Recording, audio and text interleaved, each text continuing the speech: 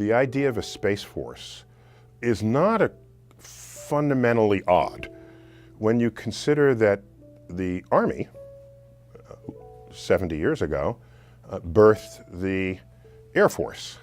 There was the Army Air Force, and once we realized that technology and warfighting capabilities evolve, and was going to take place up in the airspace rather than the ground space, then it was sensible to suggest that perhaps this should be an entire branch of the military unto itself. So today, all space capabilities of the military are handled by the Air Force. That was the natural extension of what the Air Force people did. And it's huge. Air Force controls the GPS. Right, most people don't realize. And I know someone who has a show called GPS.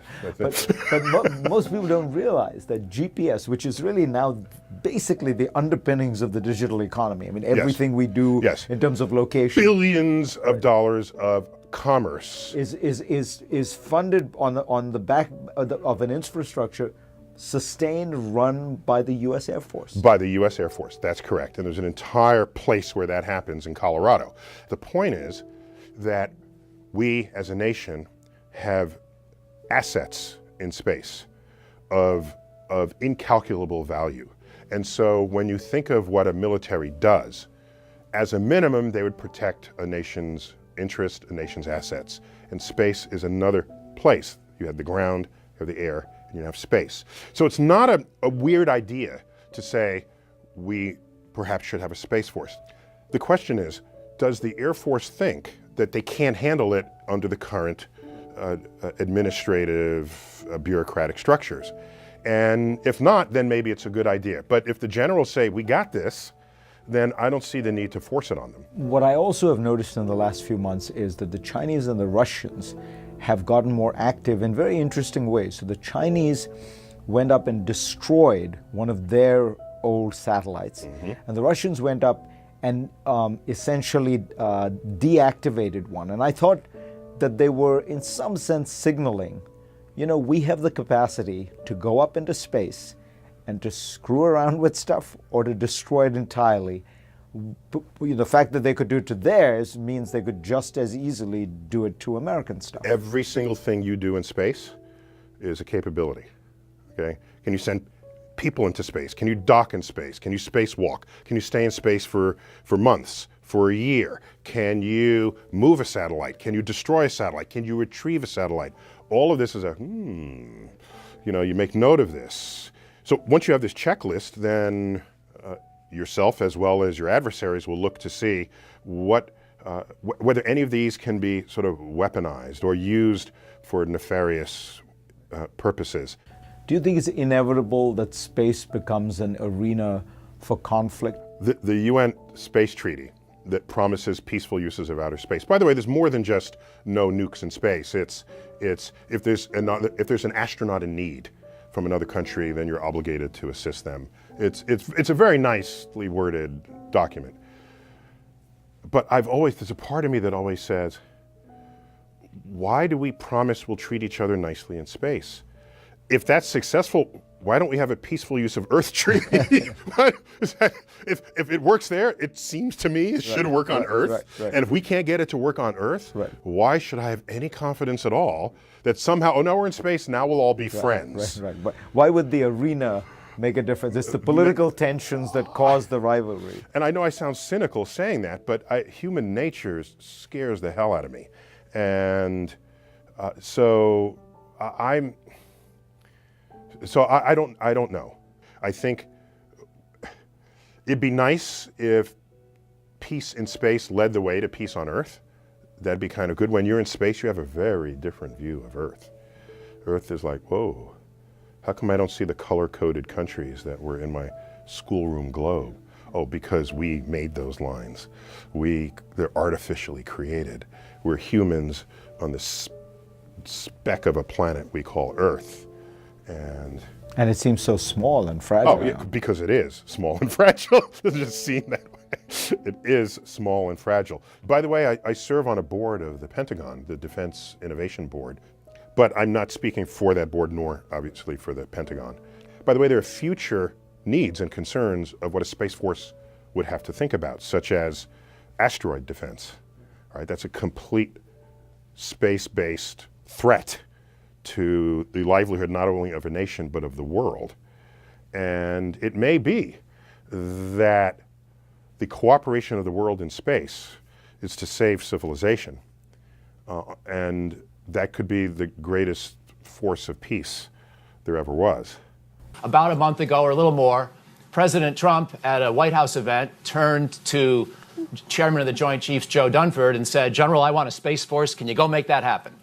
And I want to give President Trump credit. It's a big idea. It's a good kind of idea for a president to have. It's a good debate to have.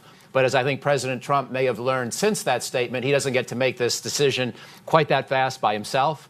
And in fact, we're here today to join some additional voices to this process. The Congress has been considering the idea, has shown some interest in the idea, but reluctance to create a Space Force immediately, I think it's safe to say. And we'll hear more about that in the course of the conversation. Just another word or two of brief introduction from me, and then I'll introduce the panelists. And we'll just have a few rounds of conversation amongst ourselves before going to you roughly halfway through for Q&A. So that's the basic format.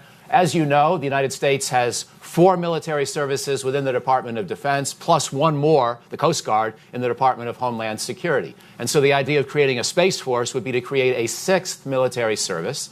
And you can see the argument why. Space is a huge domain. In fact, if we think of where all of our satellites are, just out to what's called geosynchronous orbit, where satellites stay at the same place above Earth continuously, that's already 22,000 miles above the Earth's surface. So the space just where satellites roam is far larger than the Earth itself or all the other domains of the Army, Navy, Air Force, and Marine Corps. So you can see the logic for this on just basic geographical grounds. You can also see the logic for a separate Space Force on physics grounds. Objects in space move much differently than objects anywhere else. And even the atmosphere, which seems close to space in some sense, is governed by entirely different laws of movement for airplanes vis-a-vis satellites in orbit. So also space is becoming a very, very important area of military activity. Actually, that's been true for 60 years, so there's really nothing hugely different about that, except now we plan to use space, and we have been using space in a more tactical, real-time way for targeting, and we have competitors, namely Russia and China, that have the capacity to do so almost as well, if not as well, as the United States in the near future, and therefore space is becoming more competitive.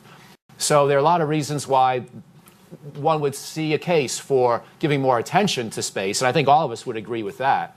But some people would then say this is an argument for a Space Force, a separate military service. There are also arguments against. A Space Force would probably be by far the smallest military service. It's not clear why that would have bureaucratic and administrative and budgetary efficiencies for the Department of Defense. It's not clear why space can't do well within the Air Force. Although we have 2 former Air Force officers here today, at least one of whom I think will cast some doubts as to whether the traditional Air Force is capable of properly highlighting and emphasizing space as a separate domain. So these are some of the arguments you're going to hear a lot more about. I'm going to moderate, as I say, and now get myself out of the substantive picture. But let me first say a brief word about each of our panelists. Debbie Lee James, just to my left, was Secretary of the Air Force in the Obama administration. And in that role, not only was she responsible for many space assets, but she was the principal military space advisor, a dual-hatted position for the Secretary of the Air Force. Had a distinguished career before that with SAIC, with the House Armed Services Committee, and we're really delighted to have the Honorable Secretary James here with us today. Just to her left is Brian Whedon, who began his career as an Air Force officer with ICBM and Minuteman silo work, and spent about a decade in the Air Force, now with the Secure World Foundation. Right next door, but also in other places around the country and the world, where they work on military space issues. And we're thrilled to have him as well. He got his undergraduate degree in electrical engineering and his PhD in science and public policy from George Washington University. So looks at this issue from multiple perspectives. Frank Rose, my colleague at Brookings, was, like Secretary James in the Obama administration, he had the important job of Assistant Secretary of State for Arms Control, Verification, and Compliance. The compliance part, I think, being an important and welcome addition roughly during Frank's tenure. Before he had that job, he was a deputy assistant secretary focused directly on space issues at State. So he's been living and breathing these issues for a long time himself, and we're thrilled to have him at Brookings. And then finally, Steve Jakes, to my far left, with Velos, who had previously been in the Air Force, as I mentioned, as a long-standing space officer, and has many perspectives on how well different issues have been handled by the broader Air Force and Department of Defense, with space not being its own military service. Just one last final reminder. Some of you may recall, for a while, space did have its own combatant command based out in Colorado. And this was true until 2002, because in 2002 we decided to create NORTHCOM, and at that point at least it was seen as a zero-sum game. If you added one combatant command, you had to subtract another. NORTHCOM was seen as essential after the 9/11 attacks, so Space Command then reverted back to a subordinate command within other parts of the military service structure and combatant command structure. So the question before the jury today is, should it now not only have separate command, perhaps, but more to the point, and what President Trump is proposing, should it be its own military service? Again, separate from Army, Air Force, Navy, Marines, Coast Guard. So thank you for being here. Without further ado, I'm just going to pose a big, broad, simple question to each panelist and ask them to give their short answer first, and then we'll come back and get into some of the more nuanced responses and considerations subsequently. But Secretary James, if you could begin us with your thoughts on whether there should be a separate Space Force. So in my very short response, Michael, and thank you very much for putting this panel and this event together, my very short response is no. I do not believe that we should have a separate Space Force. And I come down to a fundamental issue as to why I think this is so. I always like to begin with asking what exactly is the problem that we are trying to solve. And then if a major reorganization is the answer, great. Sometimes that's just the ticket. But other times it will mask what the true problems may be. So for me, having been Secretary of the Air Force for the 3 final years of the Obama administration, there were 4 key areas that I would hear people talk about and sort of criticisms of the Air Force's management of space. The first key criticism was money, that the Air Force was not devoting enough money, time, and attention to space. But it basically came down to money. And to that I say, if money is your issue, Space Force is not your answer. During my period of service, we pumped $5.5 billion more into the space enterprise, and in the FY19 budget alone, there's at least $7 billion more on top of that. So I would argue space is getting a lot of time and attention and money. I gave it a lot of time and attention. I know that Secretary Wilson, General Goldfein do the same. So if money is your issue, Congress needs to appropriate more. Space Force is not your answer. The second key area that was frequently raised is that the acquisition system is too slow. And by the way, I agree, the acquisition system across the board in DoD is too slow. But if acquisition slowness is your problem, I would argue Space Force is not your answer. Rather, the answer is continue to do exactly what is being done, drive down decision-making, empower your program managers more, use the authorities Congress has given to do more creative and quick things. These are the answers, quick prototyping, et cetera. Space Force is not your solution. The third thing is more focus on the people of the space enterprise. That's another criticism I've heard. Once again, I say if people is your problem, Space Force is not your solution. Rather, better solutions to those people issues could be reform of DOPMA, the Defense Officer Personnel Management Act, which, by the way, is working its way through Congress, which will help not only the space enterprise, but other career fields as well. There could be more done with the Secretary of the Air Force's instructions on promotion boards. They could redo requirements of the staffs across the Air Force to make room for more space personnel to be integrated with those staffs.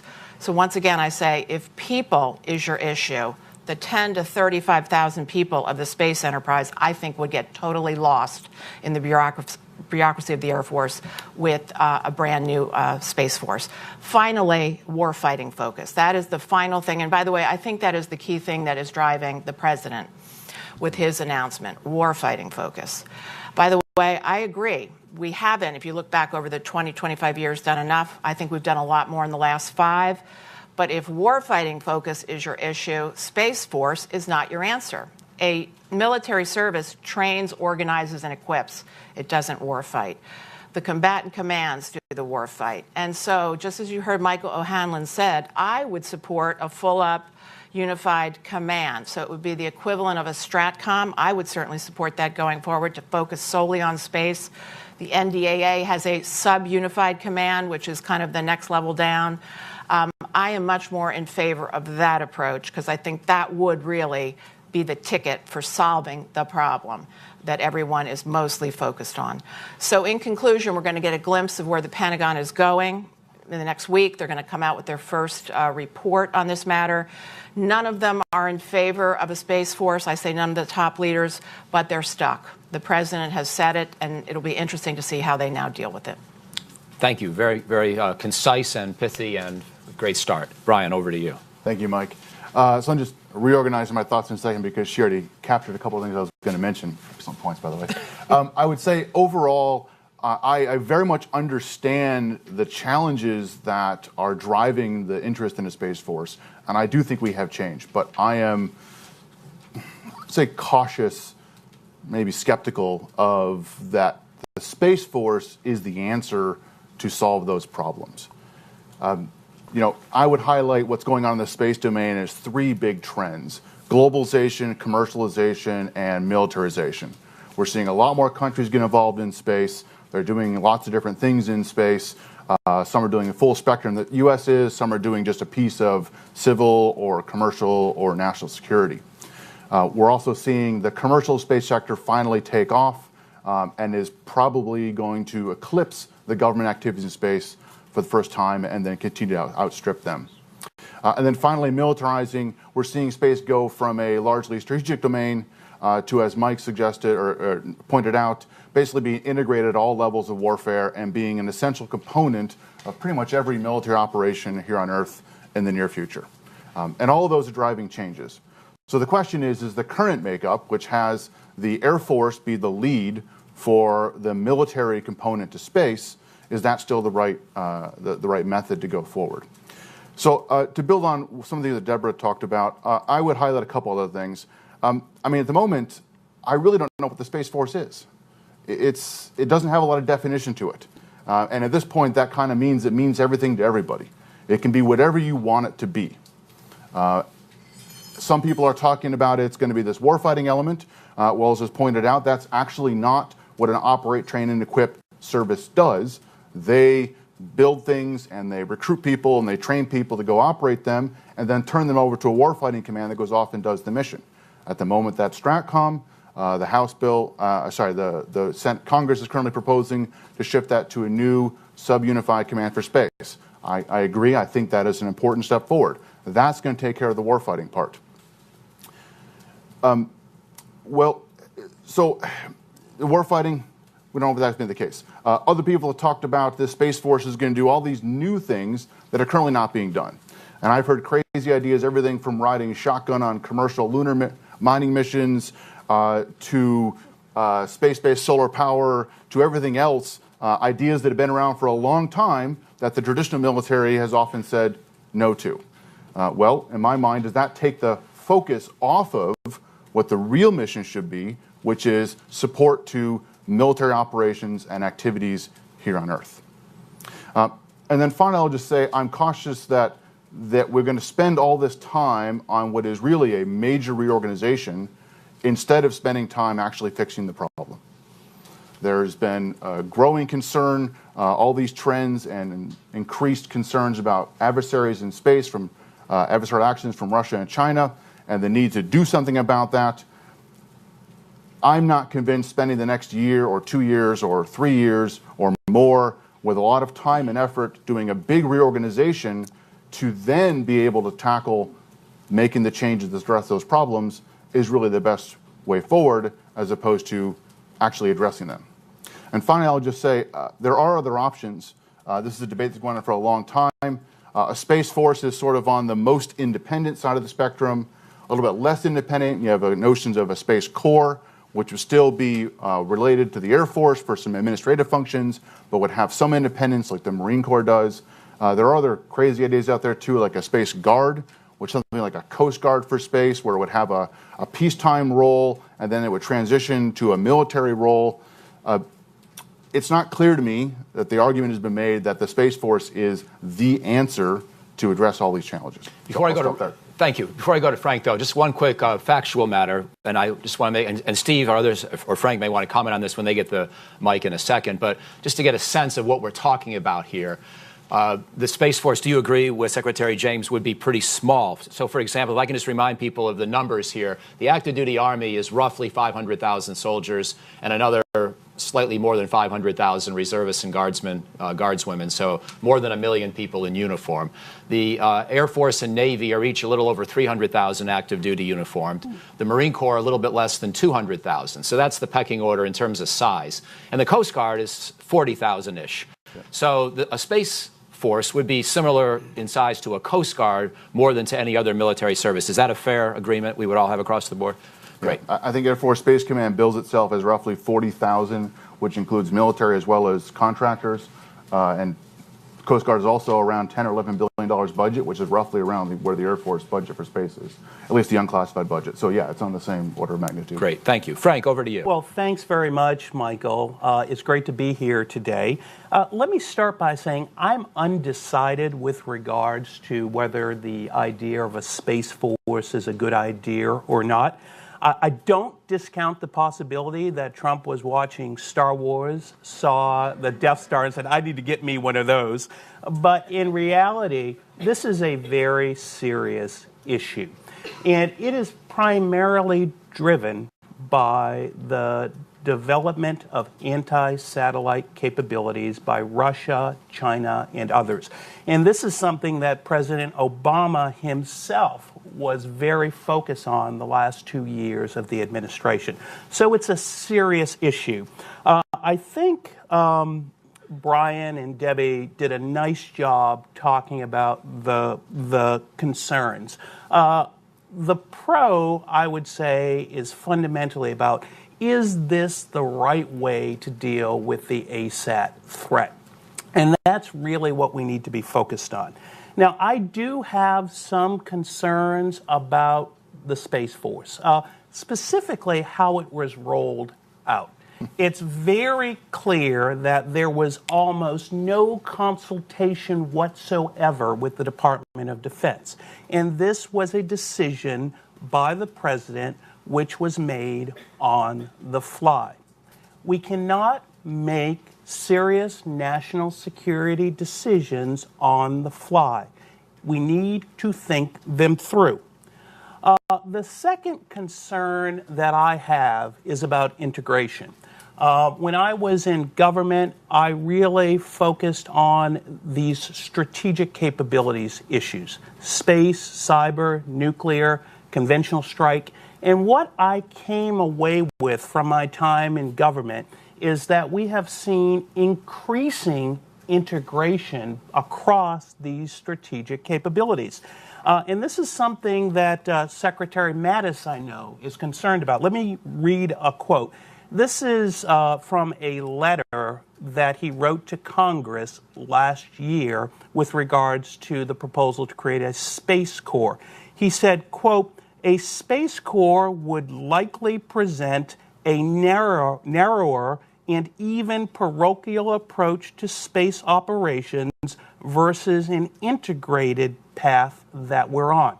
So that's a big concern. If we were to do a Space Force, how would we ensure the integration across domains? I think really in many ways that's the fundamental question in the strategic capabilities area. I'm not sure if a Space Force solves that problem.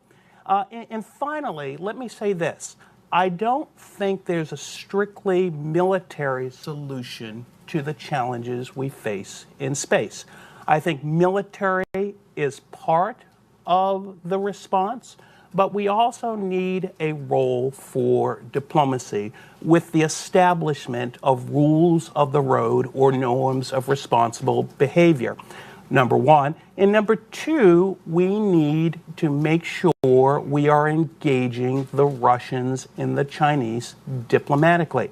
I know it feels good to hit the Russians and the Chinese over the head with a 2x4 and tell them how bad they are. They're doing a lot of bad things, but we also need to find a way to engage them diplomatically, especially on things like minimizing the creation of debris in outer space. And one of my strong recommendations to the Trump administration is they restart the bilateral dialogues we had with both Russia and China on space security. Thanks. Thank you very much, Frank. And Steve, over to you, my friend. Thanks, Mike. I'm a little surprised. I thought today's debate was to talk about whether Bryce Harper was going to be traded or not by tomorrow. You said something about nationals up front. I felt like we're okay. Son of a gun, now we're here. Well, what's your view on that? Ooh, am I on record? Yes, you are. I could see him go, and I could see him stay. Okay, And very I'm good. hard over both ways. I'm hard over both ways. But I think you're $40 million a year, forget about it. you're sort of like Frank on the Space Force. Exactly. I'm hard over both ways. But I'm pretty sure on the Space Force you have less ambiguous views, right? So let's hear them. Well, happy to do that, and thanks again for bringing this together. This is an important event. It's an important time in our nation's history. I will echo Secretary Heather Wilson's views that whether it's popular or not, this is an important time to have this debate. We've had this off and on over time. It's good that we're having it today, and it's being done at the top level, so that's good. And all kidding aside from the likes of Stephen Colbert and Seth Meyers, Space Force is not a simple, and it's not a joke. It's something that's really important to talk about. To answer your question, I will say this. I am a single belly button kind of person. I think a focal point is needed. I think, indeed, we need a new, focused, empowered, properly resourced Space Force, Space Corps, Space Agency. We must have a focused, empowered person on top inside the national security establishment. That is my strong view. How you do that, how you carve it up as a force or a corps or an agency, I think that's sort of debatable, and there are pros and cons there. But we don't have that. We simply do not have that. People have been preaching this for a long time. It's not there. So in my view, something has to happen along those lines, and it needs to be done now. I say this as an Air Force brat since birth. My dad was enlisted, 26 years in the Air Force as an aircraft maintenance guy. I say this as a retired Air Force officer myself, and the totality of my career I spent in this specific domain, out in Los Angeles, in the NRO, across the Pentagon, working Hill legislation, etc. I've been lucky to be wrapped around or be supporting just brilliant, people that I was a young guy tied with senior folks, seeing a lot of things happening at high levels. And as an Air Force officer, I find it difficult to be critical of my former employer in service. But as a lot of you folks know, when you're in the acquisition business and you're dealing with, let's say, an upcoming major competition with industry, you're pulling together a source selection team. Whether it's a big acquisition or a small acquisition, there are a lot of criteria you put out in these competitions. Technical, schedule, performance, cost. What's one of these key criteria? Past performance. Past performance is believed by the government to be an excellent predictor of the future, and you want to pick someone who you know is going to be able to ensure that the government gets success in the future. So with that said, my feeling is that 40-plus years of past performance across the government over the years is currently on a path that is a losing proposition. Something has to change. My feeling is a new, focused, properly empowered, properly resourced Space Force is a good answer. I know we all know, as we've said, every succeeding year, our military services, our COCOMs are increasingly reliant upon space systems to ensure our national security. We don't need to dwell upon the missions, but we also know, as we've said before, that Other nations are becoming more militarized in space. We are still the world's spacefaring nation, but compared to our adversaries, not as much. Why? Why are they gaining? Because they get it. They understand space is critical to their nation's security.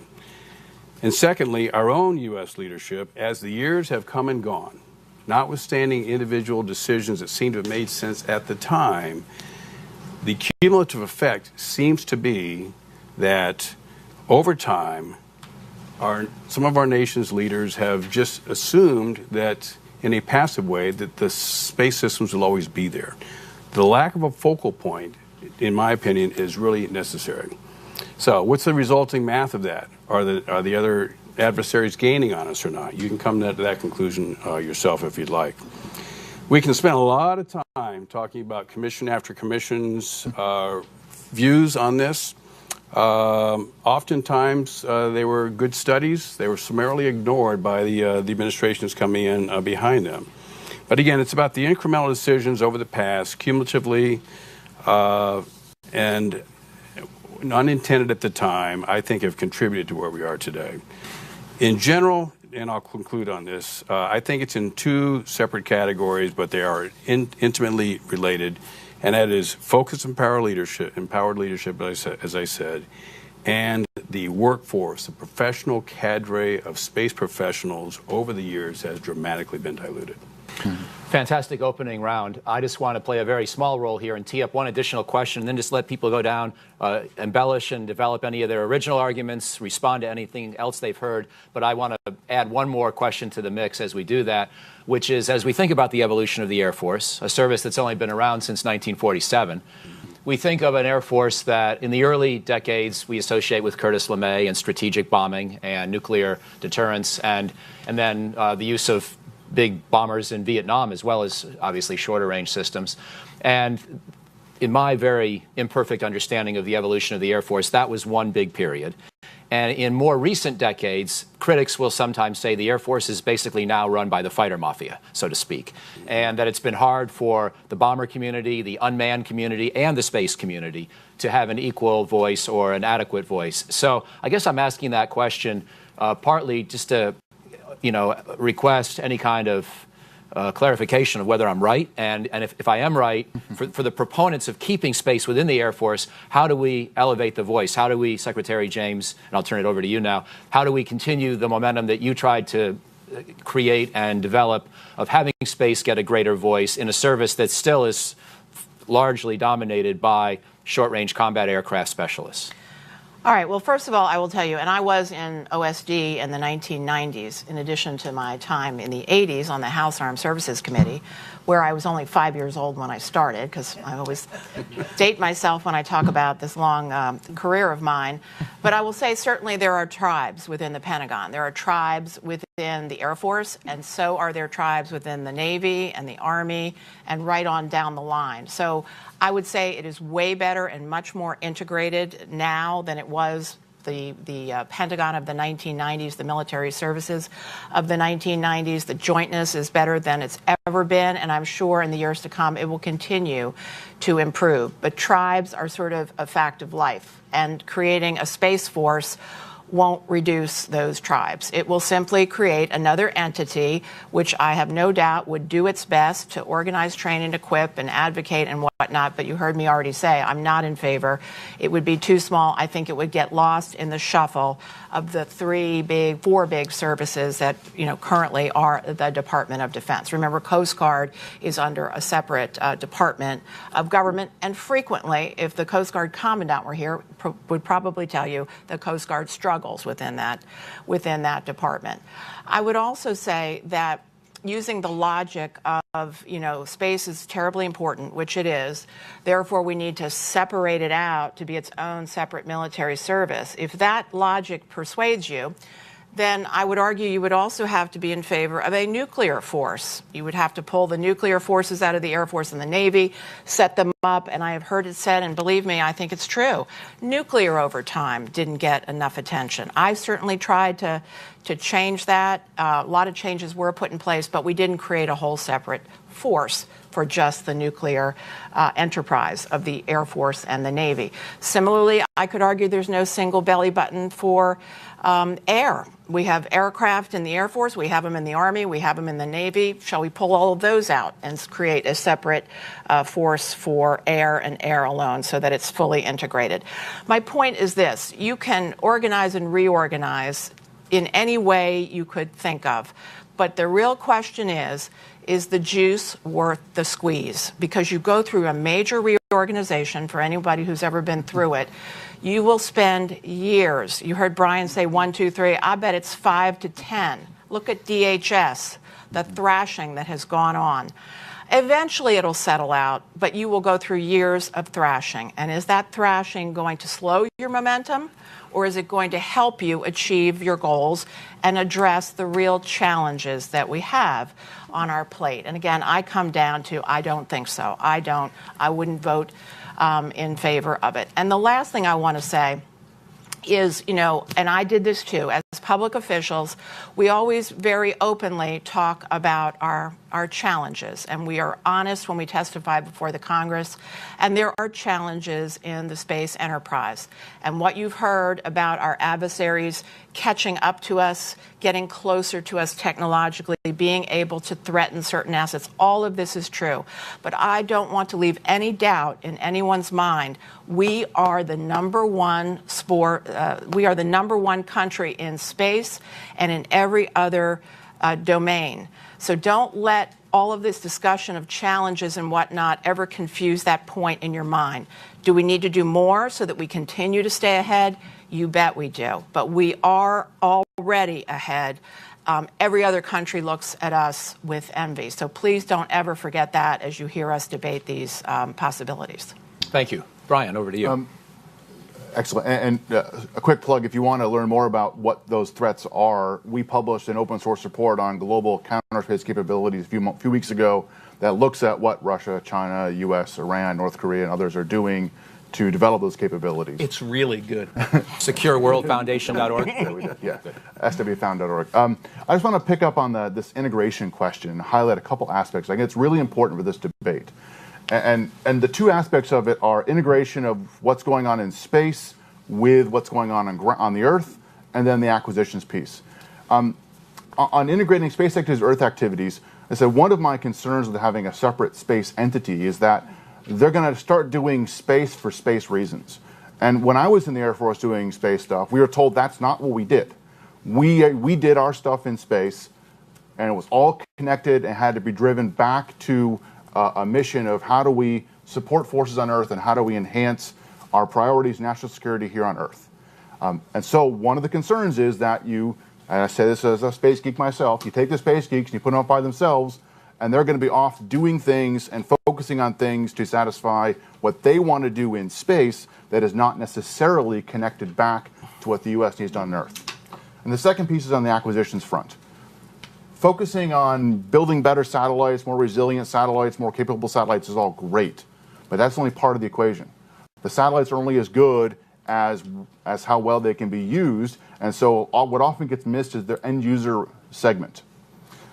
One of the concerns about having all the space acquisitions firewalled off is what happens to the connection with, let's say, take for example, GPS.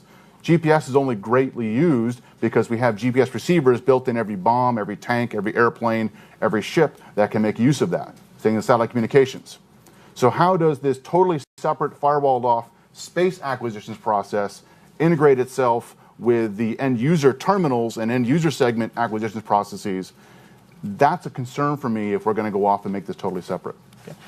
Thank you. Frank. Let me just build on the point that Deb and Brian made about integration. I think integration is key. We need to make sure that space is connected and fully integrated with the other domains. And at this point, let me give a shout out to Deb.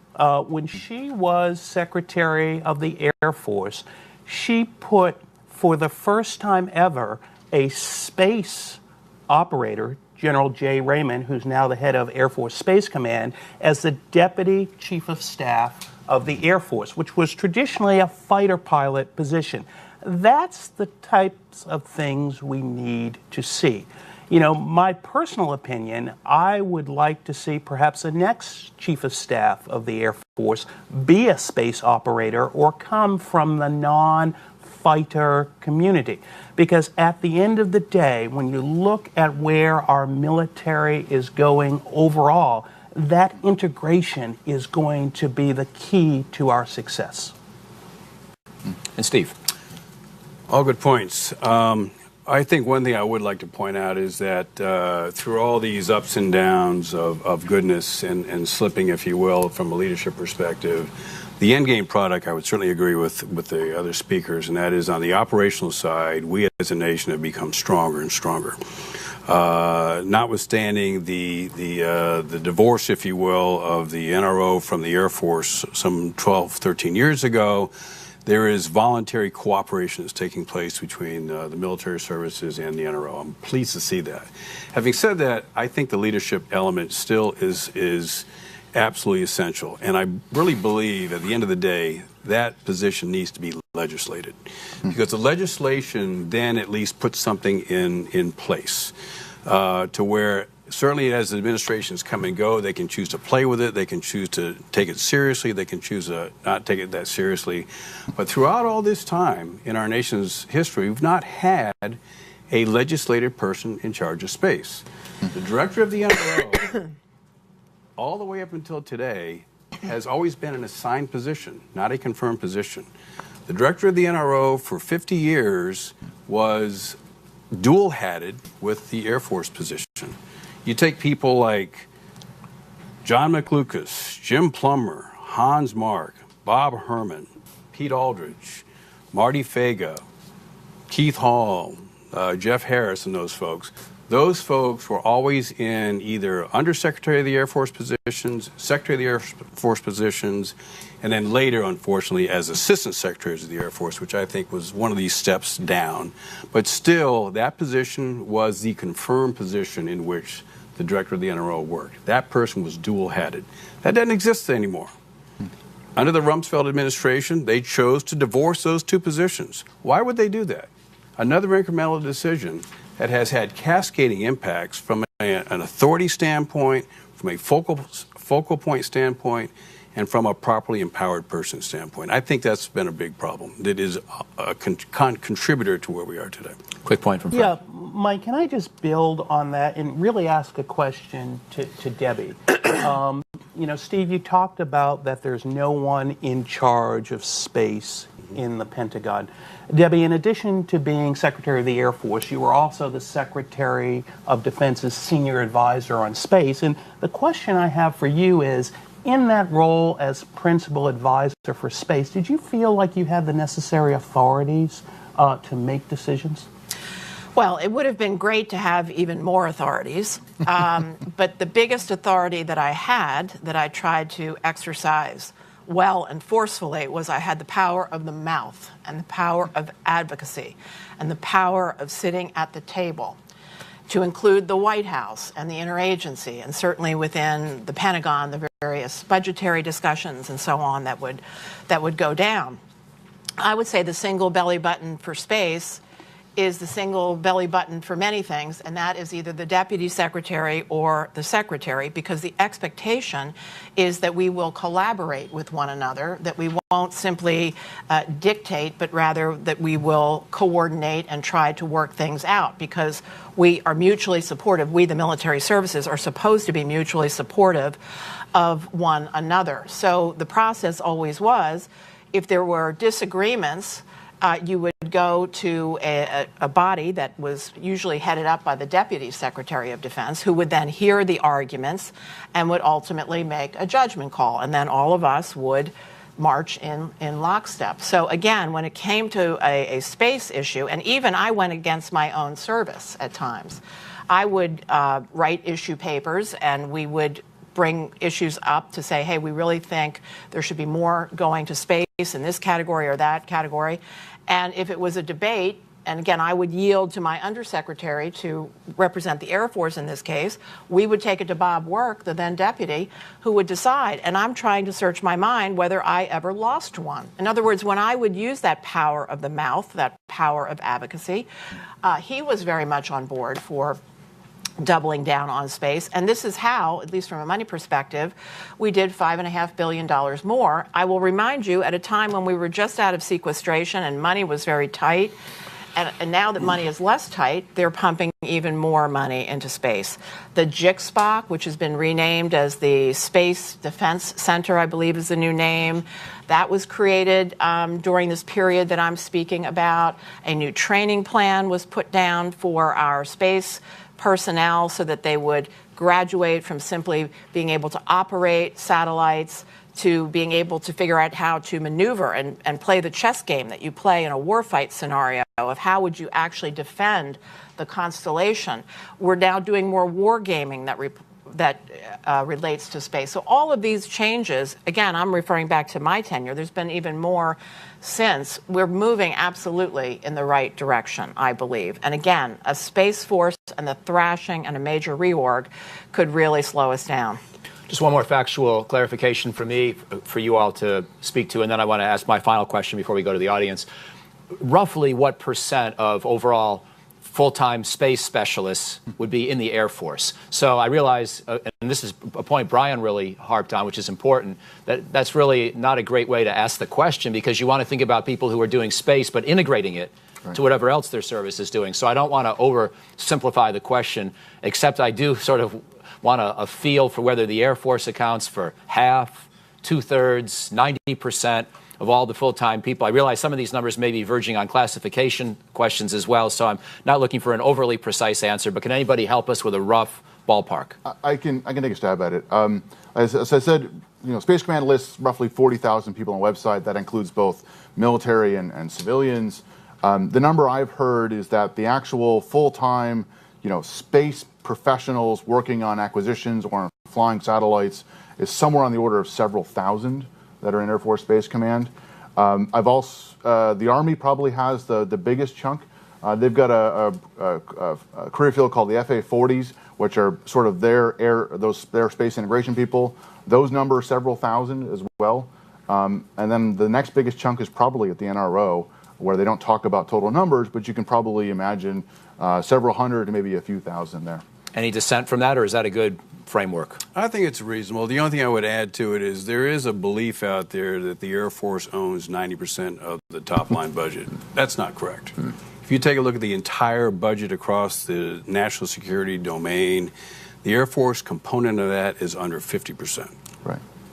So my last question, and we'll again work down the panel if we could, is what happens next? Or if you will, and you prefer, what should happen next? Not so much in the substantive outcome, we've all spoken to that, but in terms of process. So we know that Congress has been seriously considering President Trump's serious idea. I think it's actually, in a time when Washington's got its challenges, the debate's not so bad that we're having. And the fact that we have a little bit of a hiccup for President Trump's vision may not be so bad either, but I know the debate's not over. So what should happen next, or what do you expect will happen next in this debate as we consider whether to create a Space Force or a space agency or a Space Corps or a Space Command or what have you?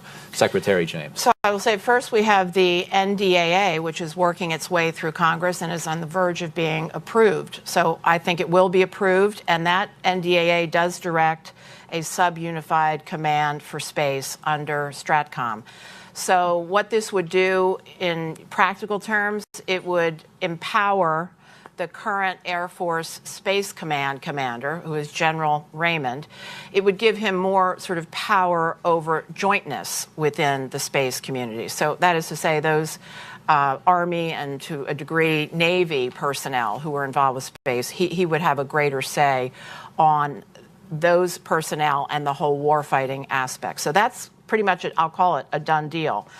There is also requirements that this command, this new sub-unified command, develop warfighting policy, strategy, new report to Congress, et cetera. I'll also mention there's a done deal that there are DOPMA reforms, which I think will address some of the personnel issues that critics have talked about within the space enterprise, as well as across the board in other communities as well. So I consider that to be a very positive step.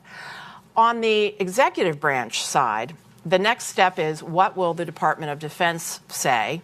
They've been working on a report. I understand that the report was, let's say, 90% written, and then when the president made his pronouncement, they literally had to throw it out and start over. So what will this report say? It is due later this week. So will it come out on time or not, or roughly on time? That's a question. But I suspect one possibility that they're going to do is they're going to lay out different options.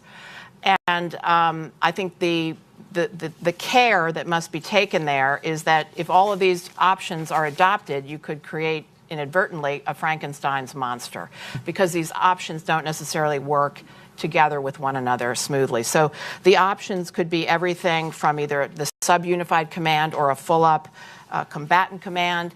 It could be having a space agency, which would be kind of a new acquisition arm. It could be a space corps, which would be more designed to focus on people and organize, train, and equip. And there could be a SOCOM-like model, which could be like a sub-unified command or approaching a combatant command. I think you're going to see all of these things talked about in this report. But as always, it'll be the first report. So there'll be the 10,000-foot level, and there will be tons of questions. And how in the world would you implement all of this, which would be then the follow-on work. Fantastic. Brian. So, when the announcement was made, I think those of us that kind of know how the process on this works and the need for legislative stuff imagined FY20 would really be the first time we saw anything real happening in terms of movement towards the Space Force. And that's just because of the planning process. So as was mentioned, the Shanahan report, which was directed by Congress, is due to wrap up this month. The next step then is going to be for the administration to figure out what it wants to put in its fiscal year 20 budget request to Congress. That usually comes out around February. And so then that leads into the debate next year in the spring and into this time next year about what's going to happen. On the side of Congress, Chairman Rogers, who's the chair of the House Armed Services Committee, has really been one of the people pushing this issue within Congress. He's the one that's led several hearings, really led for language in previous NDAA that led to the Shanahan study that's going on right now.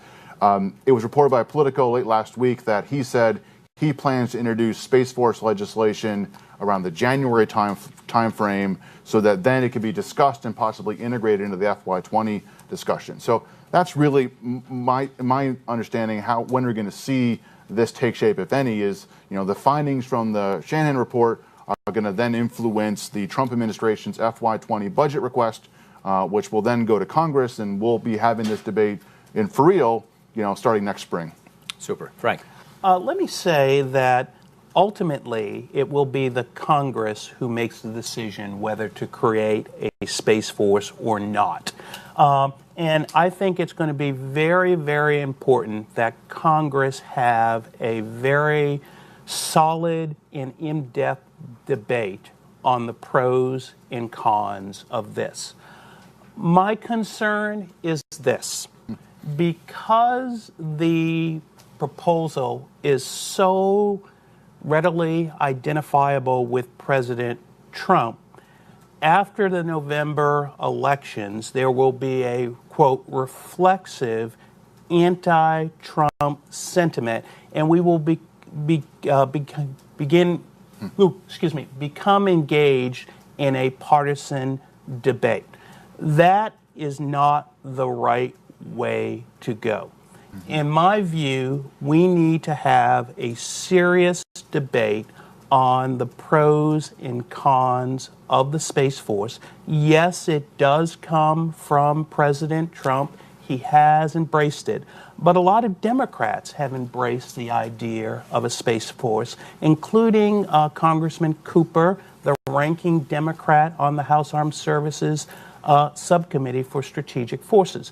So let's have a serious discussion led by Congress that seeks to come up with a bipartisan solution. Because as I noted a little bit earlier, President Obama himself was very, very concerned about the threat to our space systems. And I spent a lot of my time during the last 2 years of the Obama administration sitting in the White House Situation Room with Debbie, going through all the things that we needed to do with regards to responding to this threat. And I would hate to see this debate overcome by partisan considerations. Thank you, Frank. Important point. Steve. Good points made by all. Really, as has been suggested, this is an apolitical issue. This is an apolitical issue. We have Republican Congress beating up on a Republican administration. I mean, it just happens to be these are the people that are involved today. I really believe, as Debbie has said, that there's a lot going on inside the administration, working to answer the queries coming from the Hill. There is a 20 ledge package being contemplated right now. The Space Council, now chaired by the Vice President, is now a new entity we've not really touched upon, but it is an element that we would consider to be a positive element. So there's focus in the White House on this. And as we've mentioned, it's apolitical on the Hill. I mean, Ranking Cooper is just as actively involved as Mike Rogers is, as is Mac Thornberry. They're silent on the Senate side for the most part, but they've not shown opposition to speak of. So the cycle this is not going to go away. I believe Chairman Rogers will be resolved to boarding some kind of legislation in the 20 cycle. We can put high money on that. Yeah, absolutely. Well, thank you. Let's go to you. Please wait for a microphone once I call on you, and please identify yourself. We'll take about 3 questions per round. We'll start up here in the front 2 rows, and then the gentleman in the white shirt in the 6th row for our first round. Thank you.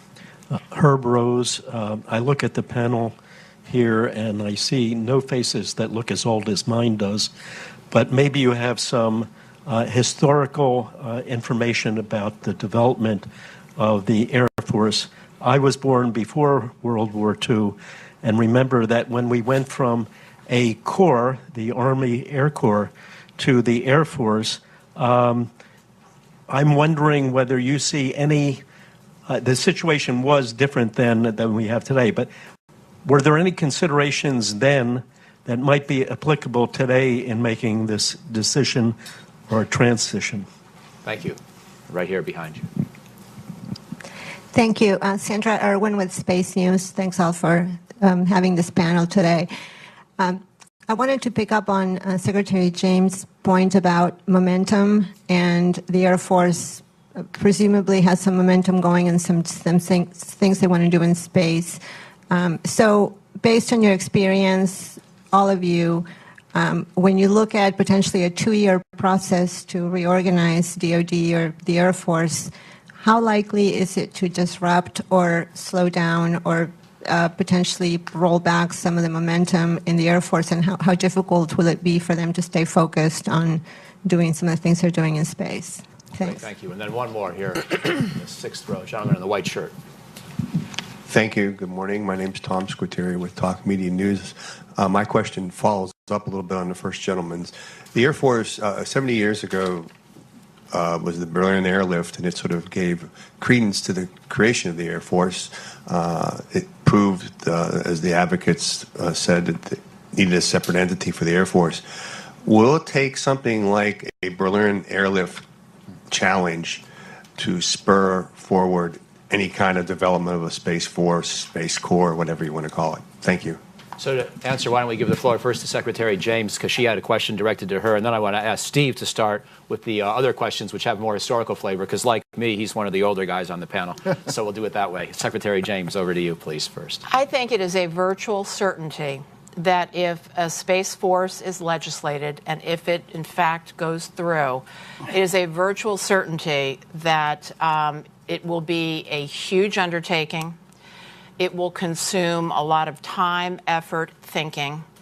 Absolutely, it will be, call it a distraction. Now, again, ultimately, it could be the best thing since sliced bread, but it will be a huge distraction while they're going through it.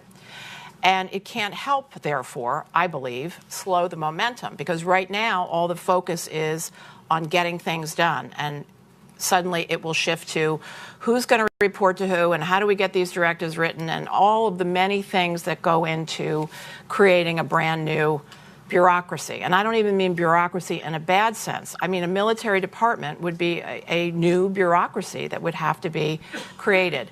Again, let's just take a small example, the reorganization of the Undersecretary for Acquisition, Technology, and Logistics. That's taken 2 years already. It's only now sort of finalizing out the plan. They've announced they're going to be reducing headcount. I can tell you that's going to either cause rifts. The people will have the opportunity to go to other jobs, perhaps. There's going to be a lot of shuffling around. So that's a small example of a bureaucratic reorganization, and it's caused a lot of tumultuous activity. Now, it will settle out. And to Ellen Lord's credit, she has done all the right things, in my judgment. She's pushed a lot of these authorities down. She's taken a lot of the checking the checkers out of the equation, which is the right type of move. Whether the reorg had ever happened or not, she's making the right types of moves to speed things up and to focus on innovation. But again, I think it's a virtual certainty that it will distract people and that the momentum will be challenged. Steve, over to you, and then we'll go to Frank and Brian. Sure, thanks.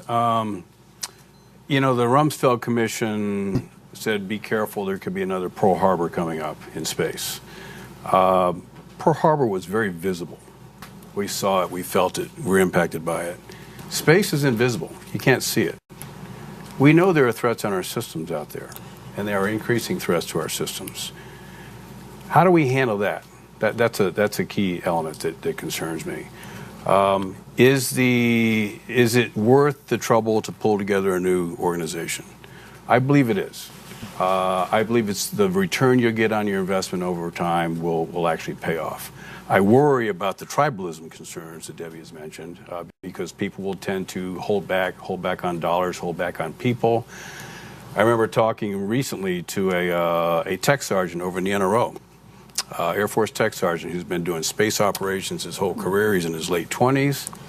He was concerned about what would happen to him. He's talking to his friends, his colleagues, his fellow folks in the Air Force. You know, it's going to take a few years for this to happen, if it happens at all. Am I going to get a choice to stay? Am I going to get a choice to opt out? All these things are rippling down to the actual workforce. And so these are things to be concerned about. And with proper leadership and authority, which is easy to say, governance is hard to do, I personally think it's worth the effort. Yeah. Frank. You had mentioned a Berlin airlift moment. I would argue we've already had that, and that was China's 2007 ASAT test. I think the key question now is, how do we respond to this threat? Believe me, this issue has senior government attention from the president on down. From my perspective, we need to be deliberative and we need to get this right. We cannot make rash judgments, because I think if we make rash judgments on the fly, we could actually hurt our ability to respond effectively to the threat. So I'll just pick up on that theme real quick and use another example, one that I'm intimately familiar with. That's the creation of the JSPOC, the Joint Space Operations Center. 2006, I was an Air Force captain working in Cheyenne Mountain for the unit, the 1st Space Control Squadron that did space surveillance and tracking. And around that time period, they made the decision to create a new operational center for space out of Vandenberg Air Force Base that integrated what we did along with the people that did command and control of all space assets and threat monitoring, as well as integration with the warfighter. And so they stood up this new unit out of the JSPOC. They put a lot of effort into it. It was a very traumatic experience for those involved. My squadron commander at the time said it was like changing the engine of an airplane while you're flying, because you can't stop doing the mission to go ahead and make this big change. 10 years later, we basically undone that change. They've devolved the SSA mission back to now the 18th Space Control Squadron. They've devolved the Battle Management Command and Control mission down to the National Space Defense Center, and they've renamed the JSPOC as the Combined Space Operations Center to mainly focus on the space integration of the warfighter, which is a very important mission. So I just mention that as even a relatively small change, like the creation of an AOC for space, can take many years. It's extremely difficult to do, particularly if it has to keep doing the mission. And the creation of a Space Force is going to be orders of magnitude more complicated than that one change. Super. Let's go to a second round of questions. We'll start here in the second row, and then we'll take the gentleman on the aisles here in the fourth and fifth rows. Hi, thank you. Amanda Macias with CNBC. How expensive could the creation of a Space Force look like? And are you tracking new military academy, new ranks, equipment, uniforms, those types of logistical questions? Great question. All the important stuff. Back here.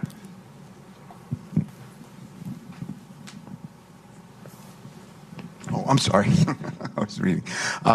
Larry Checkout, Checo Communications. I'm just wondering, is there enough focus on space? This is an administration that's kind of withdrawn from trade, climate. You know, it's made withdrawals from a lot of the globalizations that's going out there. This is one of the few areas that they're pushing forward. Is there enough focus right now on space, and are we worried at all? And I think this has been kind of talked about in tangent, but is there enough focus so that we don't have to worry about somebody else, to Steve's point, filling that void that we may be leaving if we don't focus enough on space? Thank you. My name is Ryan Fedashik. I'm a senior at American University and the intern at the Aerospace Security Program at CSIS with Todd Harrison. And my question is, if there is a unified space group, whether that be a force or a unified command or a corps, to what degree should we incorporate intelligence assets like maybe the NRO or the National Geospatial Intelligence Agency, or maybe you grab the Sibir's constellation, et cetera? And I'm not asking you to name, specific programs, but can you comment maybe more on the blending between Title 10 and Title 50 and the degree to which intelligence assets and the military are integrated in the space environment, what that should look like? So this time we'll go reverse order, starting with Brian, who I think volunteered to tackle the budget question as well. But I want to ask somebody in the course of this to clarify one thing, too, which is when we talk about a Space Corps, I'm assuming the model there is the Marine Corps, which is a separate service, but within a department of the Navy in that case. So the Space Corps presumably would be a separate service, still under the Secretary of the Air Force. I'm just guessing, but somebody can perhaps clarify. Okay. So I'll just tweak. All those things about, by the new uniforms Twitter thread was one of the best things in the last few months that I saw, the new space uniforms. All those little decisions, right? About, do you have a separate academy? How do you do promotion schedules, and what does a career path look like, and uniforms?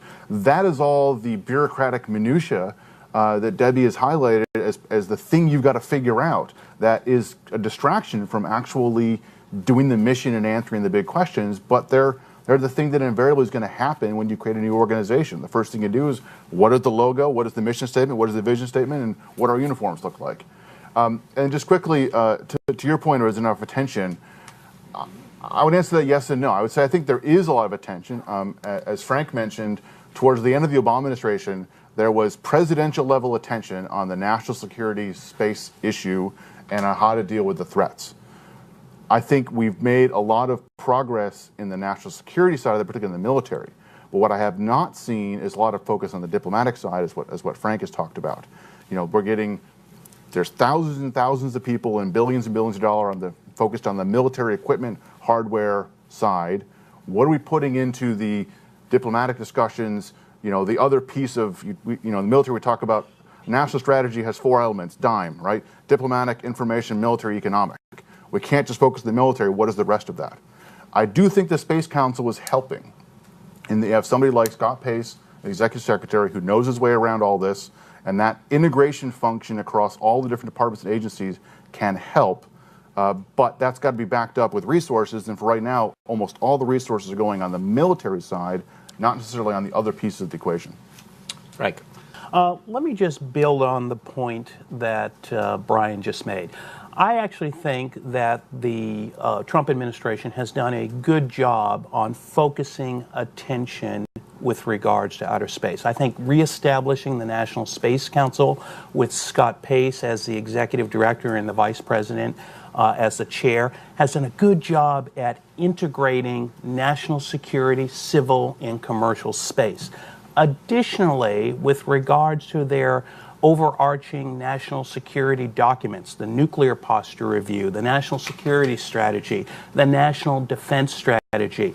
They have incorporated space in all of those reviews. My biggest concern about this administration's approach to space has really been the lack of diplomatic engagement. Not to toot my own horn, but when I was Assistant Secretary and Deputy Assistant Secretary, we had numerous engagements with allies and friends on space security issues. My understanding is that those dialogues have been largely dormant over the last 18 months. Secondly, we also engaged Russia and China. Now, while I am 100% behind the idea that we need to develop capabilities to defend our systems, we also need to talk to Russia and China.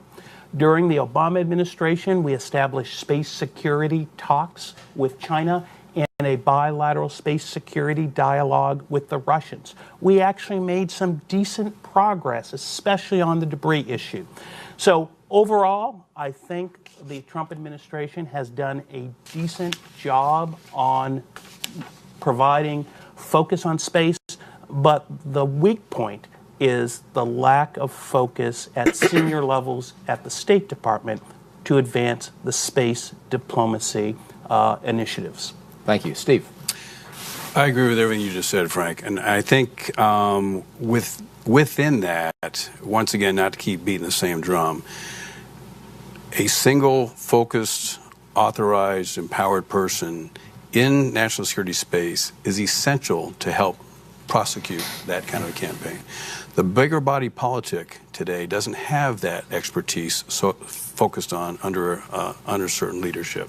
And I think it's in the nation's best interest to take that on. And in many cases, bring it back. Because for 40 years, we were combined, where the leadership was focused. The policy crowd ought to be a part of that inside the national security apparatus. So I think I hate to keep saying the same thing over and over again, but getting back what we used to have, we don't have today, and that's a large reason why we're talking about it right now. And so I'm really hopeful that whatever happens next year in the 20 cycle, that someone's going to do an up or down vote. Super. Madam Secretary, over to you. Yeah, I would just say I don't know how much it would cost to set up a separate military service or a separate military corps. But if anybody thinks you're going to do it on the cheap, I will tell you I've never seen anything like this done on the cheap. So number one, it'll cost more than whatever they predict, even if they try to do it judiciously. And again, if they do it judiciously, you say, well, that sounds good from a business perspective, but it will put that new entity at a disadvantage bureaucratically. And these are just facts of life. Whatever happens, though, and you heard what my opinion, I don't think a Space Force should take place. I think there's other ways, particularly the combatant command, the subunified command, to address the most pressing issue here. But if there is to be a new military service called the Space Force, I hope it will be done comprehensively. That is to say, I hope it will not only just carve out a piece of the Air Force and call it the Space Force, I hope they'll fold in the NRO. I hope they'll fold in the Army assets, the Navy piece.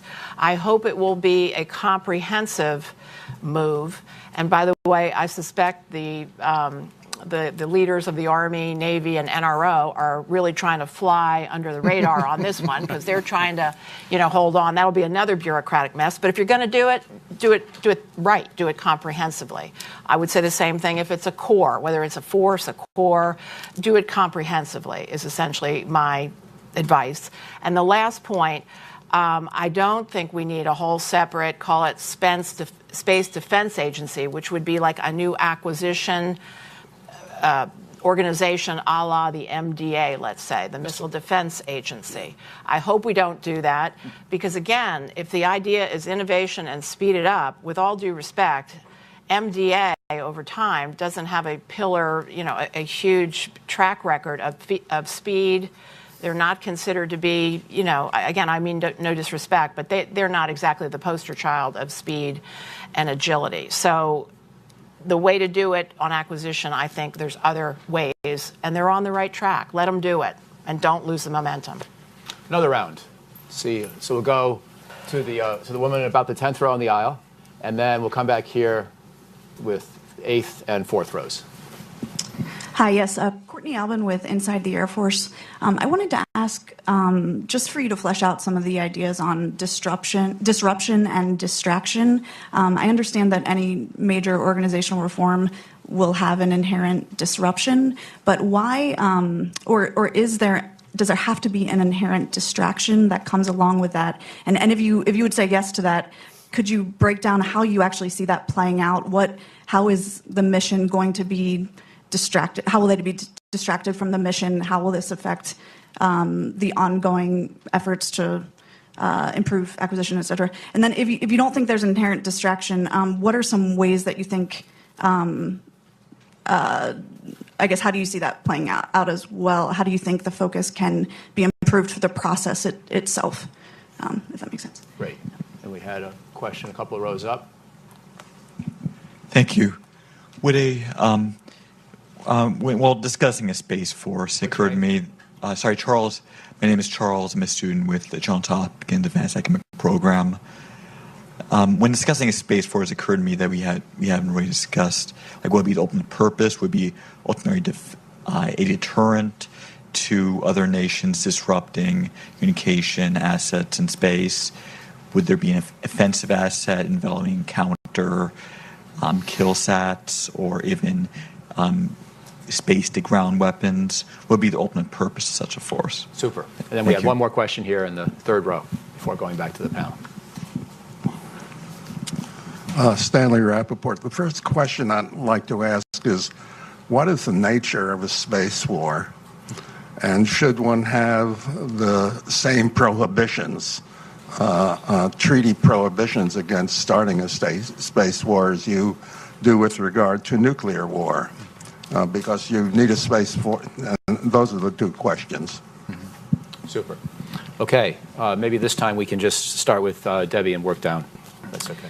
So when it comes to disruption and distraction, I know the human beings who are charged with leading are going to do their absolute best to not have it be a huge disruption and distraction. But I continue to believe it will be, no matter how hard they try and no matter how much they try to mitigate that disruption and distraction.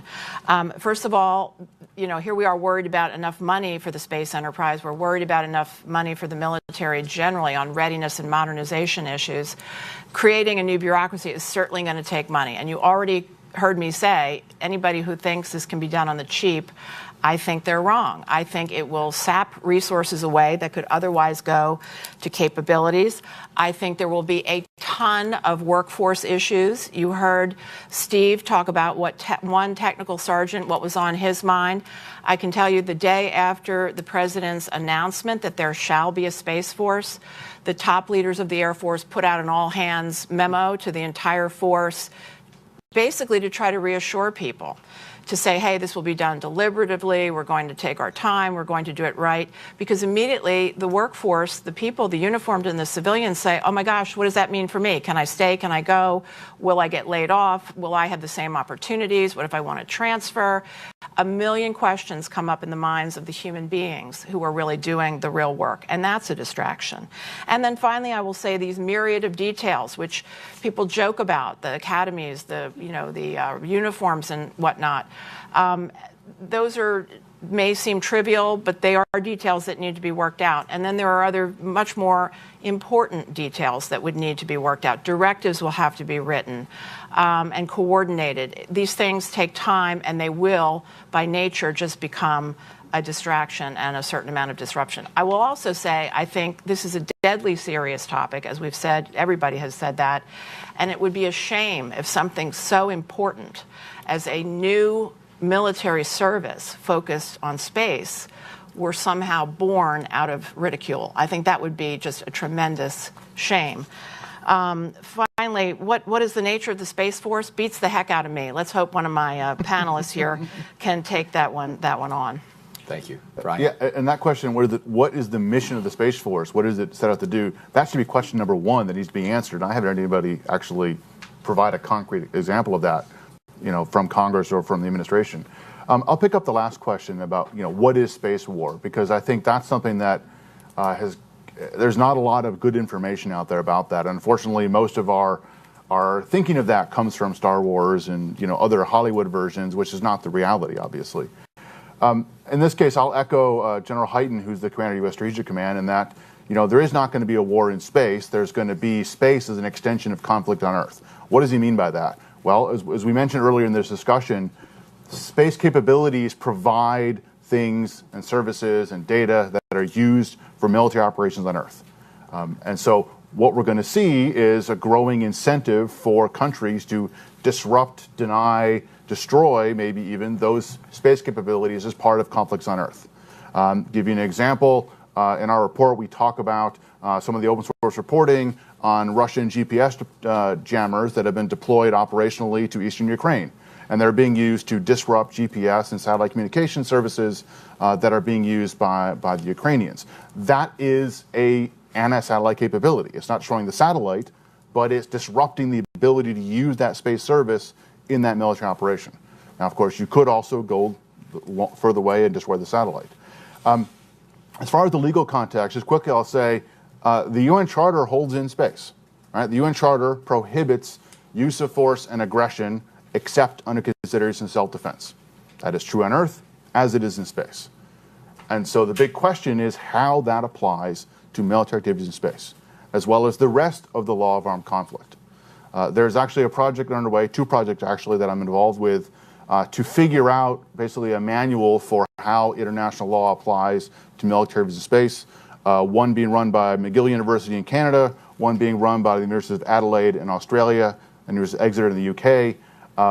And those two projects are set to try and figure out what does self-defense mean in the case of a satellite? What is proportionality? What is protection of neutrals and third parties? All these questions that we've resolved in the air domain, in the maritime domain, in the land domain, or at least mostly have good ideas on, what do those mean in the space context? And that is yet another big question that is still unanswered. Great, thanks, Frank. Yeah, let me address the last point, and that's what's the legal regime for outer space. Now, Brian is absolutely correct. The UN Charter, well, at least from the U.S. perspective, the UN Charter applies to outer space. But there's also the Outer Space Treaty. Now, the only thing the Outer Space Treaty says about militarization or weaponization is that you can't place nuclear weapons or other WMD in outer space. And there's also the Limited Test Ban Treaty of 1963, which prohibits nations from detonating nuclear weapons in outer space. Now, there have been proposals, specifically by Russia and China, for a legally binding arms control regime in outer space. In 2008, the Russians and the Chinese introduced the Prevention of Placement of Weapons in Outer Space Treaty, known by the term PPWT. Now, the United States and most of our allies have had serious concerns about this treaty for three reasons. One, it doesn't define what a weapon in outer space is. For example, during the 1980s, the Soviets made the case that the mechanical arm on the space shuttle, built by Canada, I would note, was a weapon in outer space. Secondly, it is totally silent on terrestrial-based anti-satellite weapons like the ones China tested in 2007 to destroy one of its satellites. And finally, it's not effectively verifiable. And even the Russians and the Chinese have agreed that with current technologies, they could not verify the PPWT. In my view, the response is not a legally binding treaty for a variety of reasons. Where I think the international community should focus its time and efforts is developing norms of behavior. And I think this is an area where we've seen a lot of progress. For example, we had the UN debris mitigation guidelines back in 2007. There was a group of government experts sponsored by the UN. I served as the U.S. rep, which came up with a number of recommendations about how to enhance security and stability in outer space. And I think the United States has done some really good work with China, especially towards the end of the Obama administration, on the issue of destroying objects in outer space that create lots of debris. So I would agree that we're in a fundamentally different space environment than we were 50 years ago. Because of the changes in the space environment, the Outer Space Treaty needs some help. And my recommendation to the Trump administration is that they devote some considerable effort in developing norms. It doesn't necessarily need to be a big multilateral enterprise. You can establish norms unilaterally, bilaterally, and multilaterally. I think the key objective is find things that work. And because, as Deb said, we are the leading space-faring nation, we can lead by example in many ways. Now, I think we also need to bring other powers on board, and that is critical. And that's one of the reasons why, again, I think it's really important to engage Russia and China. And despite our differences with Russia and China, and believe me, we've got a lot of differences, we are able, when we have mutual interests, to get things done, especially on issues like debris generation in outer space. Thank you, Frank. And Steve? Agree again. Indeed, if the rule comes out that the department needs to establish a new agency, department and whatnot, the team will get together. They will do their level best. They will go after putting together a Space Force, a Space Corps, you name it. And you should all be assured that if something like that were to happen, our operational forces will be solid. They will be just fine. They will continue to work closely. They will work cooperatively with one another as they are doing today. And this all ties again to the need from an international standpoint, that this all starts at the White House. The White House has got to stay proactive. The reliance that every country is increasingly becoming dependent upon out of space continues to go up higher. Not every country totally is aware, I guess, of some of the ramifications. So like nuclear, there should be a deterrence consideration of this whole thing, norms of behavior that start at the top and flow down throughout the leadership structure to ensure that we are properly organized, trained, and equipped to make it happen. I think we have time for maybe one last question from the very back of the room. I see actually two hands, and we'll do it that way, and then very brief final answers and concluding thoughts. Woman in the red hair, and then woman all the way back on the aisle, please. Hi, Laura Cummings with the National Academies, but I was wondering in relations to the Presidential Space Policy Directive 2 and 3, where they charged the Department of Commerce with creating space situational and space traffic management capabilities. I've heard Department of Commerce higher-ups talk about the fact that Space Force could then be used for enforcement abilities for space traffic management and kind of the leverage behind the creation of that. And I was wondering if you could speak to that and whether or not you think that's necessary or that's something that could fall into the Air Force capabilities. Thanks. Great, thank you. And then finally, last question. Hi, Jen DiMassio from Aviation Week.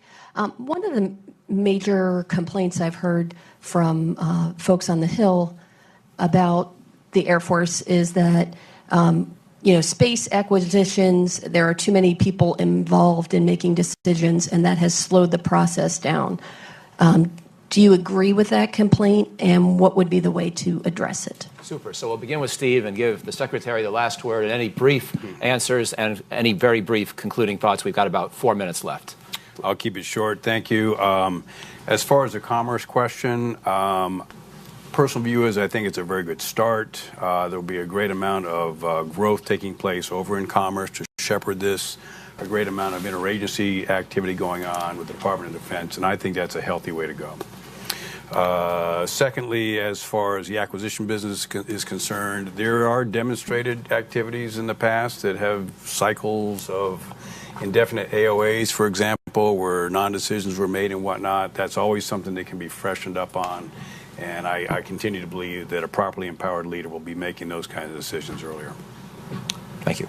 Let me just say, I think transitioning the SSA, or Space Situational Awareness mission, from the Department of Defense to Commerce was the right move. However, I think Commerce will need a lot of support from DoD, NASA, in the State Department to ensure that that's done effectively. Let me just conclude with a couple of remarks. One, there is no doubt we face some real challenges in the space domain, especially the Russian and Chinese ASAT developments. But I think it's important to note that this problem cannot be solved by military means alone.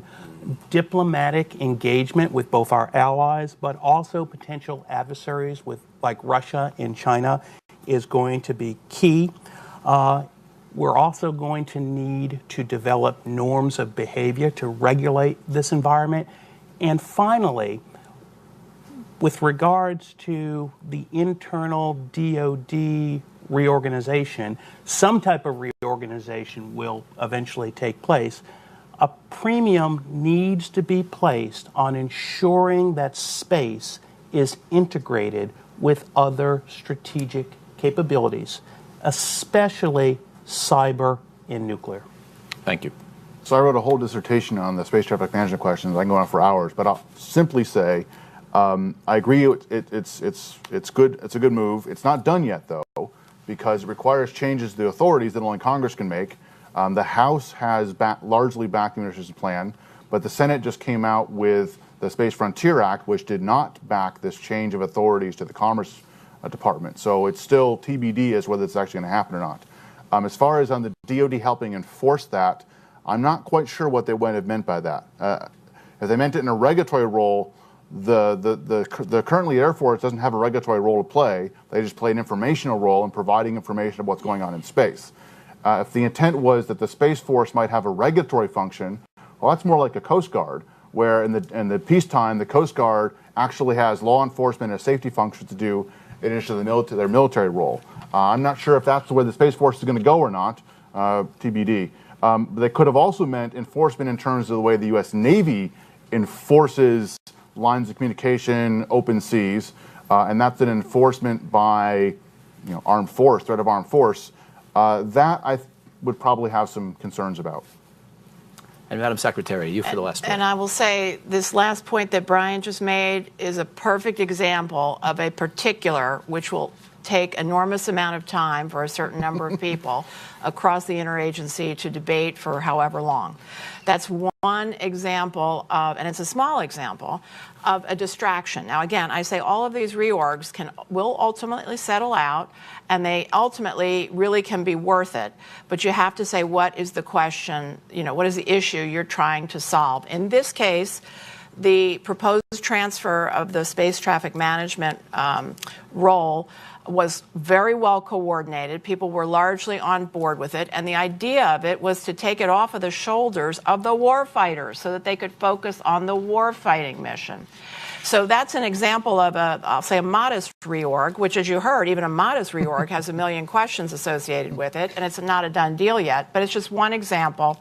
But at least it was specifically designed to solve a specific problem. I come back to the Space Force in and of itself won't solve any of the problems that different people have said that they need to take on. And finally, the question about, does the Space and Missile Command have too many people involved? Are they, as I said, the pillar of speed and innovation? No, they have not been historically. They're slow and methodical, and with good reason. They're building, billion-dollar systems. They want to get it right. They, like all other parts of government, are reacting to the period of time in the past when there were either scandals or disasters. And of course, what do we do when there are scandals or disasters? We tighten things up. And so it's been a gradual, I'll say, loosening that's been going on. General Thompson was sent in, who does not come from the space community, but he was sent in specifically to be a change agent. He had been very successful in other areas in the Air Force as an acquisition leader, and he was sent in to be a change agent. And I think he is making some changes, some important changes. I don't know if it involves reducing the number of people or not, but certainly he was sent in there to speed things up and to focus on speed and innovation. Two very quick things from me before I ask you to join with me in thanking the panelists. First, I want to underscore something Frank said. There's no military solution to all problems in space. I'm not even sure there's a combined military diplomatic solution, in the sense that I think satellites will be inherently more vulnerable in the future than they've been in the past. We can try to defend them. We can try to diversify, make them more redundant. So I'm not suggesting we give up on the idea of using satellites, but I think any discussion needs to bear in mind that space is going to be a contested environment, and there are a lot of advantages to the side attacking when satellites travel a well-predictable trajectory. That's just going to be an inherent challenge, I think, for future space. It doesn't really weigh in for or against either argument about whether or not a space force is desirable, but it certainly will have to be integrated, all satellites and their operations integrated with air-breathing platforms and other ways of gaining intelligence and communicating, because I think we're going to have to accept a greater degree of uncertainty in which of our satellites are available to us at any given moment. That's my own personal editorial view. And secondly, as you thank the panel, please also thank my colleague Ian Livingston, who's been with us at Brookings for more than a decade, helping with a lot of these sorts of things and my research and many other activities at Brookings. But please join me now in thanking the panel.